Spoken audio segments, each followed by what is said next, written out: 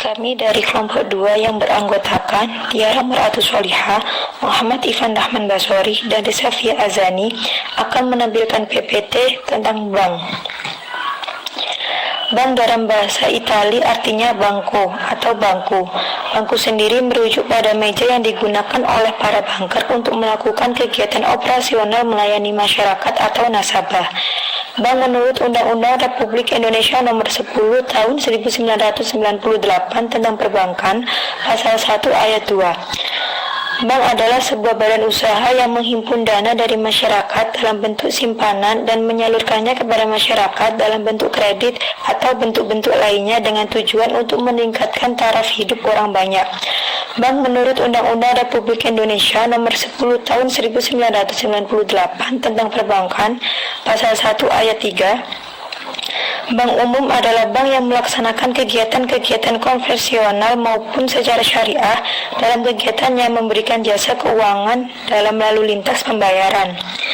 Bank menurut Wikipedia, bank adalah sebuah lembaga intermediasi keuangan, umumnya didirikan dengan kewenangan untuk menerima simpanan uang, pinjaman uang, dan menerbitkan promes atau banknot.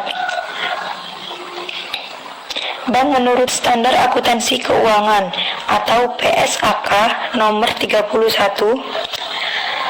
Bank adalah suatu lembaga yang berperan sebagai perantara keuangan antara pihak-pihak yang memiliki kelebihan dana dan pihak-pihak yang memerlukan dana, serta sebagai lembaga yang berfungsi memperlancar lalu lintas pembayaran.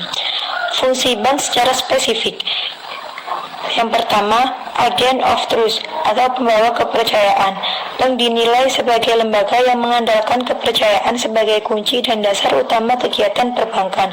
Contoh kepercayaan tersebut yaitu keyakinan masyarakat dalam menitipkan dana mereka di bank tanpa takut kalau bank tersebut akan bangkrut, dan adanya layanan pinjaman yang didirikan bank pada nasabah. Yang kedua, agent of development.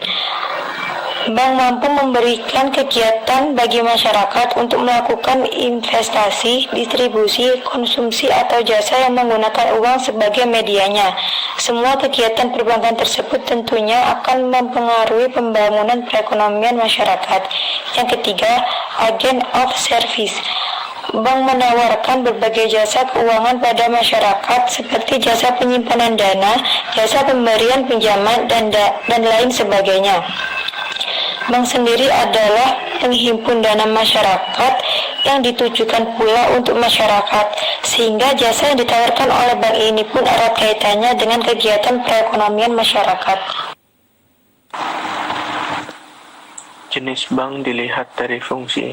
Yang pertama, bank sentral, yaitu sebuah badan keuangan milik negara yang diberikan tanggung jawab untuk mengatur dan mengawasi kegiatan-kegiatan lembaga-lembaga keuangan dan menjamin agar kegiatan badan-badan keuangan tersebut akan menciptakan tingkat kegiatan ekonomi yang stabil. Yang kedua, bank umum atau komersil, yaitu bank yang melaksanakan kegiatan usaha perbankan secara konvensional berdasarkan pada prinsip syariah Islam, yang dalam kegiatannya memberikan jasa dalam lalu lintas pembayaran. Sifat umum di sini adalah memberikan seluruh jasa perbankan yang ada dan beroperasi hampir di seluruh wilayah Indonesia. Yang ketiga, Bank Perkreditan Rakyat atau BPR, yaitu bank yang hanya melayani penghimpunan dan penyaluran dana saja. Bahkan dalam menghimpun dana, BPR dilarang menerima simpanan giro. Dalam wilayah operasi pun, BPR juga dibatasi operasinya dalam wilayah tertentu. Larangan lain yaitu tidak ikut clearing dan transaksi valuta asing. Jenis bank dilihat dari kepemilikan. Yang pertama ada badan milik pemerintah atau BUMN seperti BNI, BRI, BTN, dan lain-lain. Yang kedua, bank milik swasta nasional seperti Bank Muamalat, BCA, dan Amon. Yang ketiga, bank milik asing seperti Citibank, Standard Chartered Bank, Commonwealth.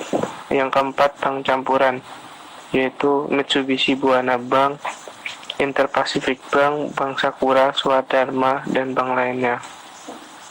Jenis bank dilihat dari status. Status yang dimaksud adalah kemampuan bank dalam melayani masyarakat dari segi jumlah, produk, modal, hingga kualitas pelayanan.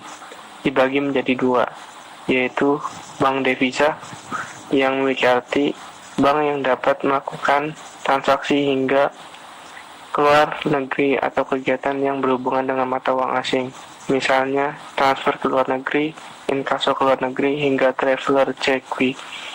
Yang kedua, bank non-devisa adalah bank yang tidak memiliki layanan transaksi hingga lintas negara secara luas, sekalipun memiliki, namun hanya terbatas pada negara-negara tertentu saja. Jenis bank dilihat dari cara menentukan harga.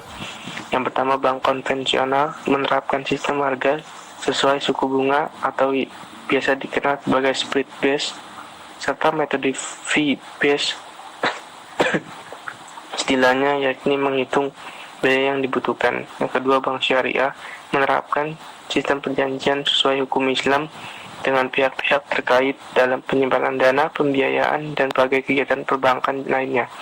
Bank dengan prinsip syariah menerapkan sistem sebagai berikut. Yang pertama, pembiayaan menggunakan prinsip bagi hasil. Yang kedua, pembiayaan dengan prinsip penyertaan modal. Yang ketiga, prinsip jual beli barang dengan memperoleh keuntungan. Yang keempat, pembiayaan barang modal berdasarkan sewa murni tanpa pilihan. Yang kelima, maupun menerapkan prinsip dengan adanya pilihan pemindahan kepemilikan atas barang yang disewa dari pihak bank oleh pihak lain. Sekian dari kami. Wassalamualaikum warahmatullahi wabarakatuh.